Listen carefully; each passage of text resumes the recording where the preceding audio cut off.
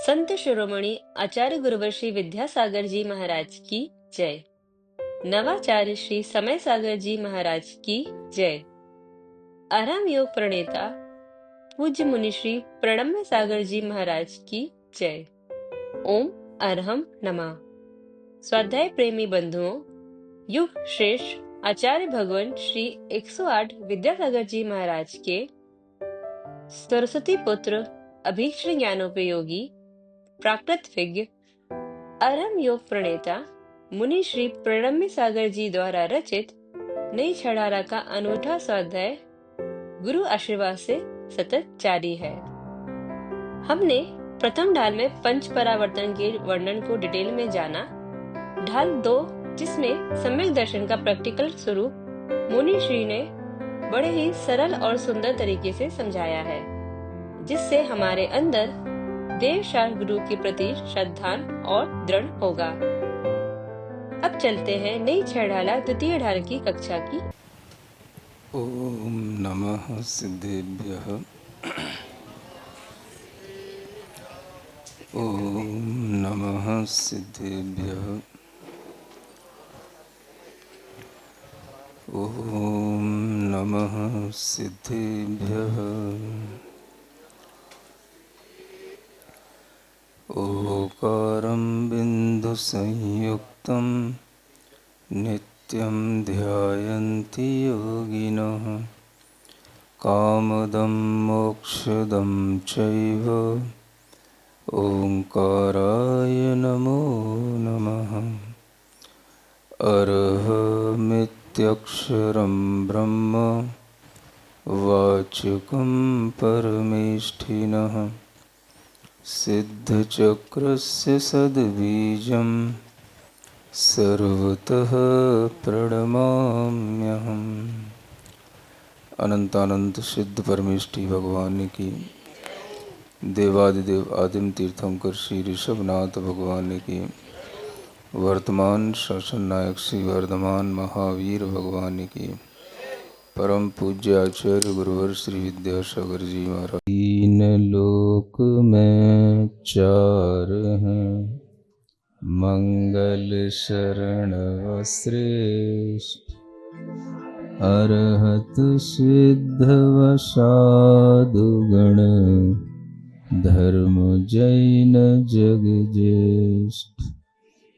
तीर्थंकर जिन देव की जिन वाणी को ध्याय सार्वधर्म संक्षेप से कहूँ चित्त हुलसाए।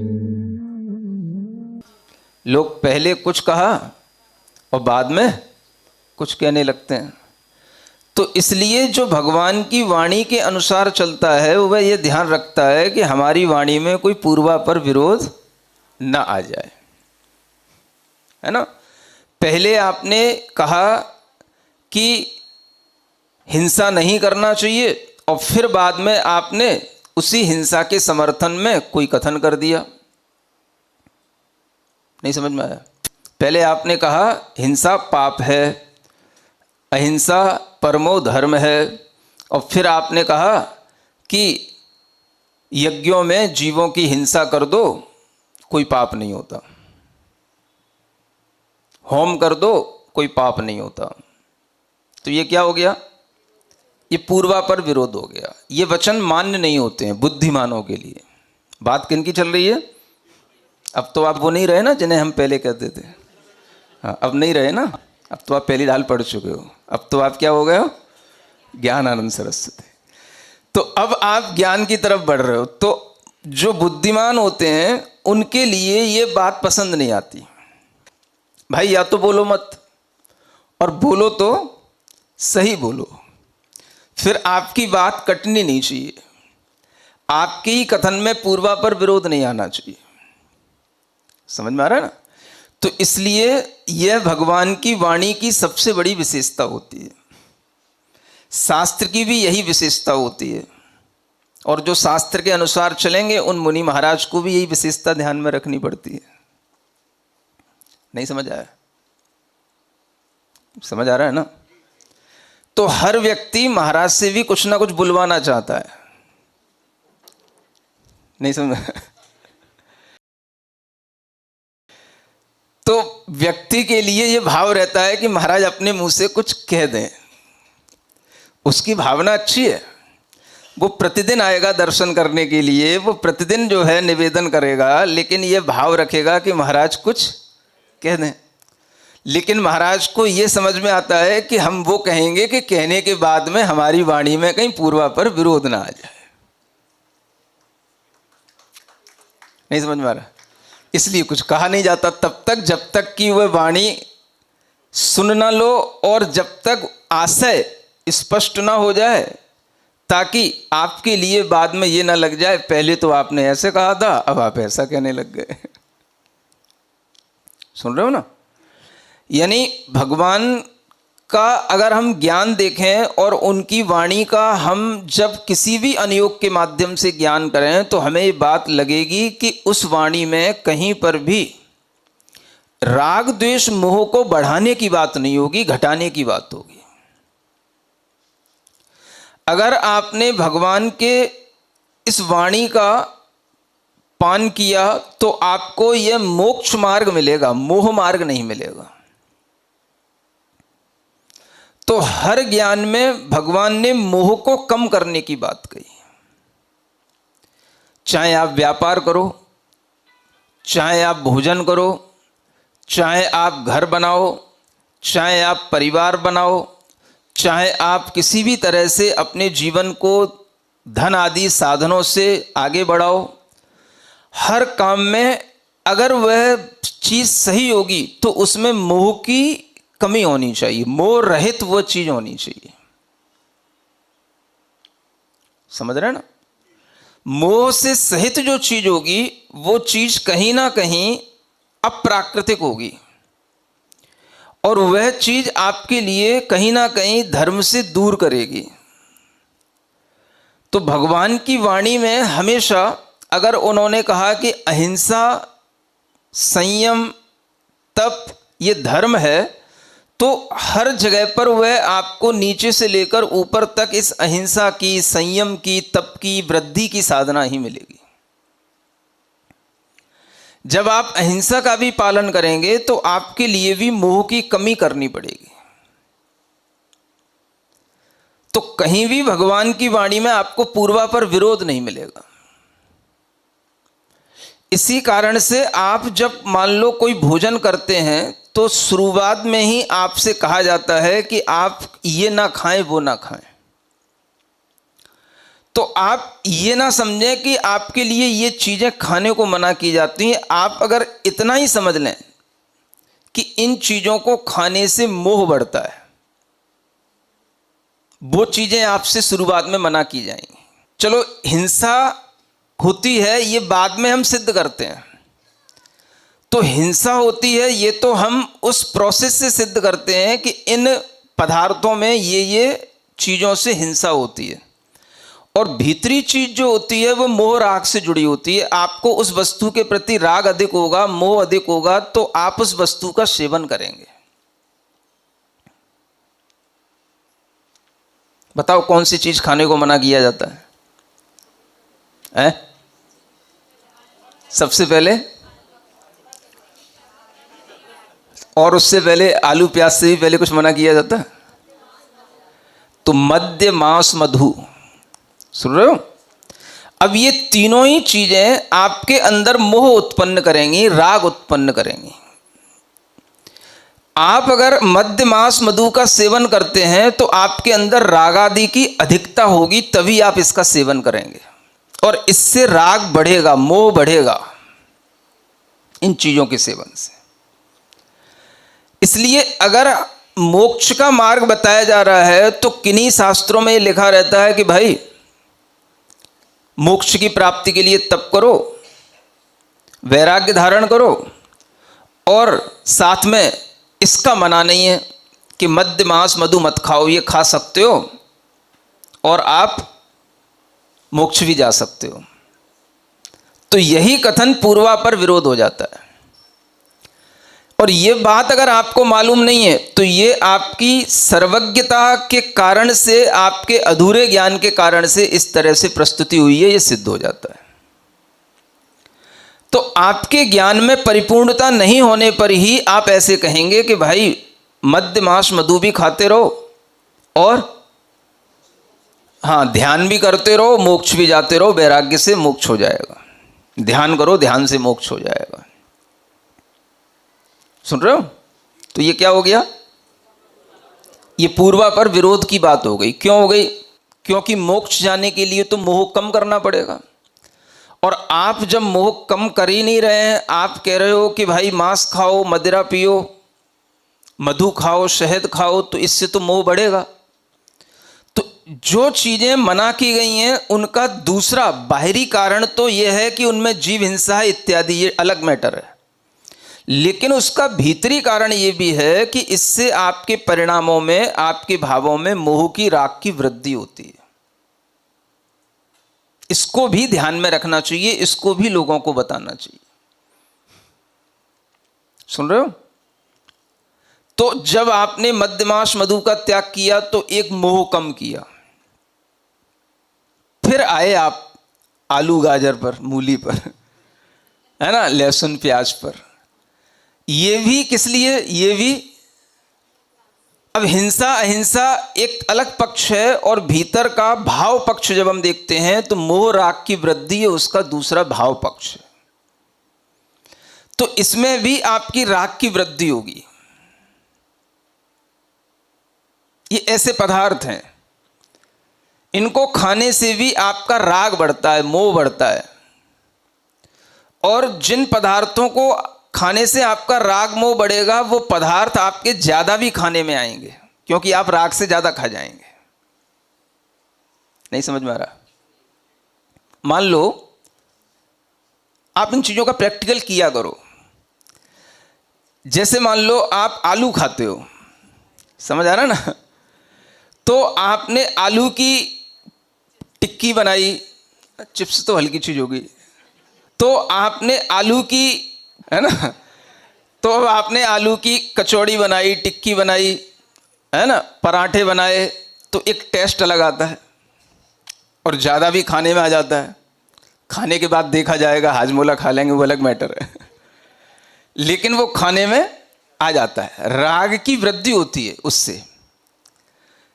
तो ये आप प्रैक्टिकल करके देखें, और उसी की जगह पर आलू का त्याग कर दिया, समझ आया? अब आपने केले का बनाया है, तो फिर भी आपको अपेक्षाकृत आप महसूस करेंगे कि केले के पराठे, केले की टिक्की इतनी ज़्यादा आपको टेस्टी नहीं लगेगी या राग उत्पन्न नहीं करेगी कि आप उसे एक्स्ट्रा खाते चले जाएं। आप महसूस करना, सुन रहे हो? और फिर भी अगर आपको लगे कि इससे भी राग हो रहा है तो आप उसको भी छोड़ सकते हैं। फिर आप लौकी के, क्यों, लौकी का भी पराठा बनता है ना, लौकी मिक्स करके फिर आप लौकी का पराठा खाना, फिर आप लौकी की टिक्की बनाना। समझ आ रहा है? फिर देखना आप कितनी खा पाते हो। तो यह भी एक भीतर की राग प्रणाली जो हमारे भावों में चलती है, उसको कंट्रोल करने का भी एक तरीका है। यह भाव पक्ष भी हम सीखें, न केवल इतना ही कि इसमें हिंसा होती है, ये भक्ष है, अभक्ष है, ऐसा नहीं है। ये सब चीजें इस क्रम से व्यवस्थित हैं कि इससे राग की कमी होती है, मोह की कमी होती है। आखिर आपको भोजन करना है, भोजन करने के लिए परिमित मात्रा में भोजन होना चाहिए। अगर आप मित भोजन नहीं करेंगे, ज्यादा भोजन करेंगे, तो आप बीमार पड़ेंगे, आपके अंदर अनेक रोग होंगे। तो आपके लिए यह रोग होना, यह आपको हिंसा की तरफ बढ़ाने वाली प्रक्रिया हो जाएगी। तो आपका भोजन मित हो, तो मित भोजन उतना ही होता है जिससे हमारा पेट आराम से, जो भूख लगी है बस उस भूख की पूर्ति हो जाए, वो मित भोजन है। और हम भूख को ध्यान ही ना दें। क्या मतलब भूख से? हम ध्यान दे रहे हैं पेट को कि हमारा पेट कितना बड़ा है, हमारी भूख कितनी ज़्यादा है, हम जितनी ज़्यादा भूख होगी उतनी ज़्यादा स्वस्थ होंगे, उतना ज़्यादा खाएंगे उतना ही ज़्यादा हम बलिष्ठ होंगे, जितना हम बलिष्ठ होंगे उतनी ही हम लंबी उम्र जिएंगे। हमने ये सोच रखा है। नहीं समझ में आ रहा? तो अपनी मानसिकता देखो। आप केवल शरीर के लिए भोजन मित देंगे, परिमित भोजन होगा, जितना वह शरीर मांग रहा है, तो वह भोजन आपके मोह को बढ़ाने के लिए नहीं होगा। वो भोजन आपके शरीर को चलाने के लिए होगा, वो आपके स्वास्थ्य को बनाए रखेगा, आप लंबे समय तक साधना करेंगे। अगर आपने भोजन पर ध्यान नहीं दिया, आपका भोजन राग की अधिकता से एक्स्ट्रा होता रहा, तो वो आपके शरीर में अनेक रोग करेगा और फिर वही रोग आपके लिए धर्म ध्यान में बाधक बनेगा, आपको लंबे समय तक धर्म नहीं करने देगा। समझ आ रहा है? तो ये भीतर का विज्ञान मोह राग के अभाव के साथ चलता है।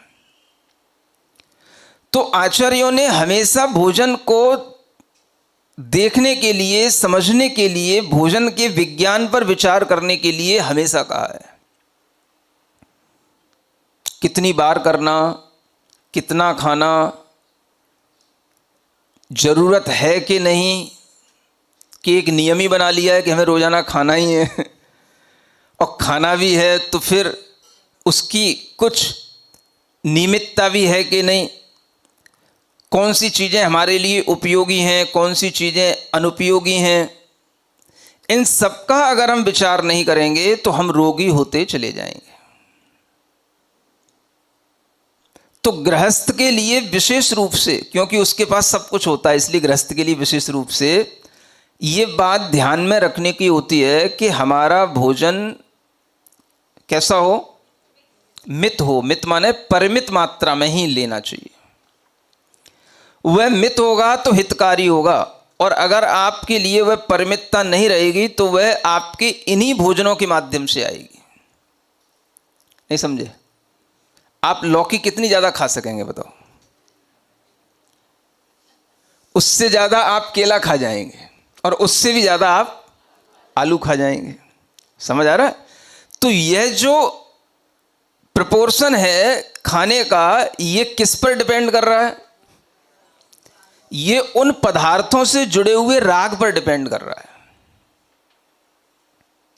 समझ आ रहा है ना? इसलिए अगर आप राग की कमी चाहेंगे तो आपके लिए इसी तरह का भोजन होना चाहिए, जो भोजन आपके लिए राग वृद्धि का कारण ना बने। सुन रहे हो कि नहीं?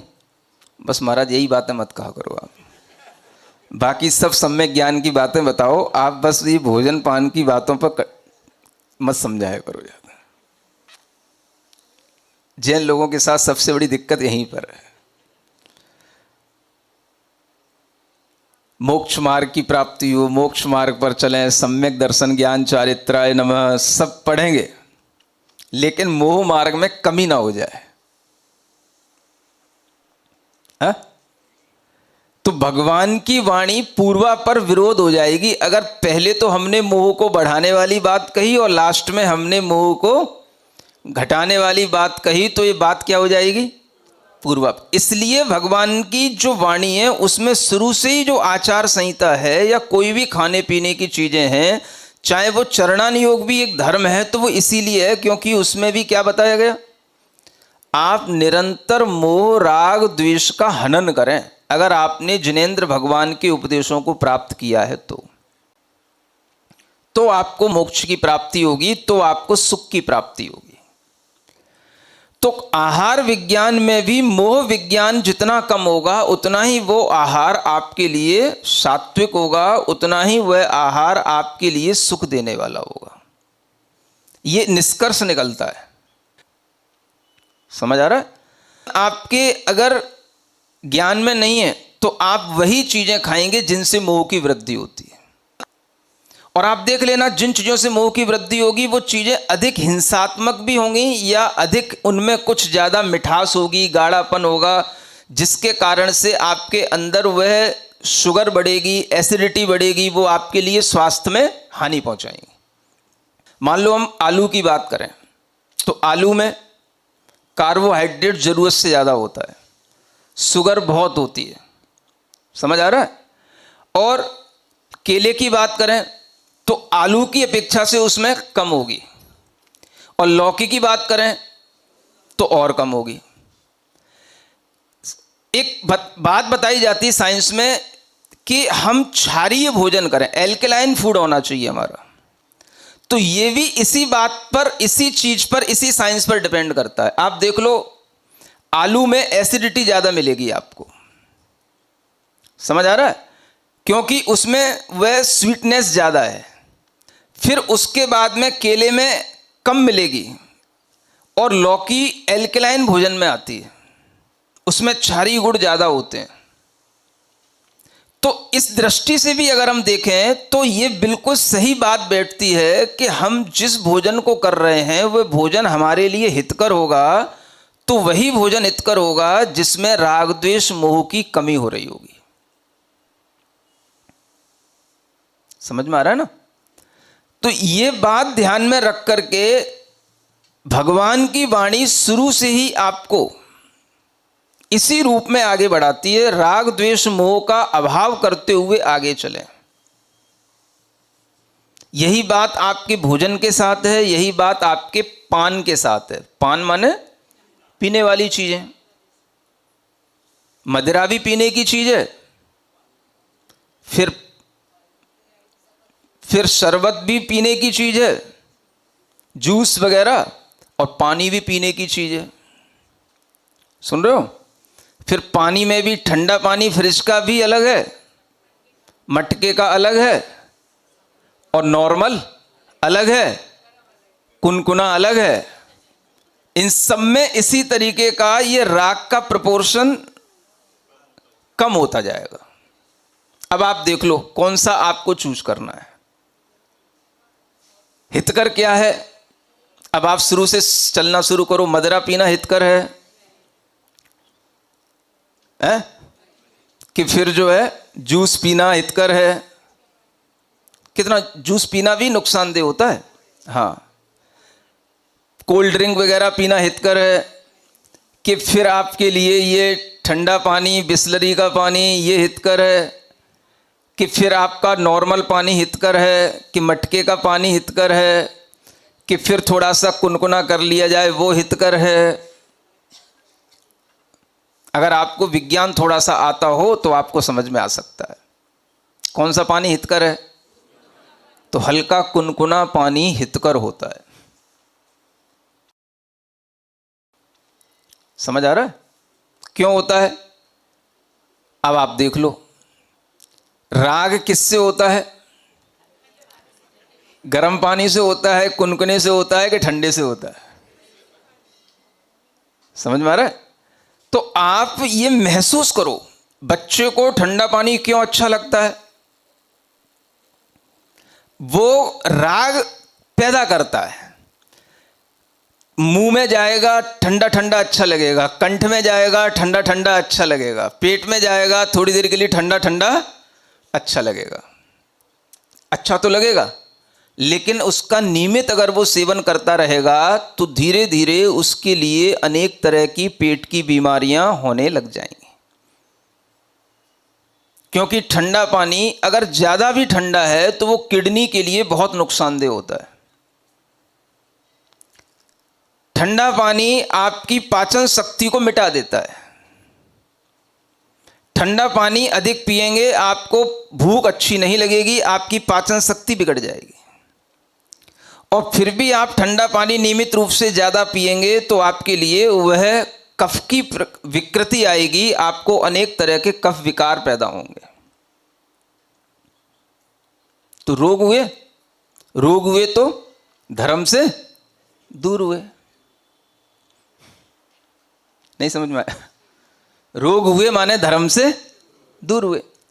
तो यही चीज समझ में आने लग जाए तो ये शास्त्र जिनवाणी जो हमारे लिए है इसका मर्म हमें समझ में आए। पूर्वा पर विरोध के साथ कोई बात नहीं है।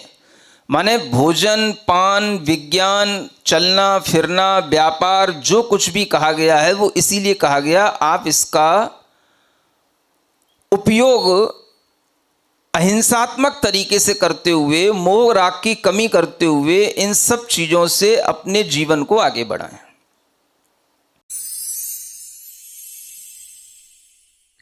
सिरिजिण वाणी जग कल्याणी जग जन मदतम मोहरी जणमण हारी गढ़हर हारी जम जरा भव रोग हरि तिथ्य राणम दिव्य झुणिम जो पड़ई सुणई मय्ये धारई राणम सौख मणंतम धर्य सासद मोक्ष पदम पावई सासद मोक्ष पदम पावई। नई छह ढाला आज का सवाल प्रतियोगिता में आप सभी का स्वागत है। आज का सवाल है, मध्य मास मधु का सेवन नहीं करने का पहला कारण क्या है? राग को कम करने के लिए, हिंसा से बचने के लिए, सेहत के लिए या शाकाहारी बनने के लिए? कल के सवाल का सही उत्तर है सबके लिए हितकर। आप अपना जवाब हमें कल शाम 5 बजे तक भेजें। 3 भाग्यशाली विजेताओं को मिलेंगे आकर्षक उपहार। अपना जवाब भेजने के लिए लिंक पर जाएं या QR कोड स्कैन करें। ओम अरहम नमः।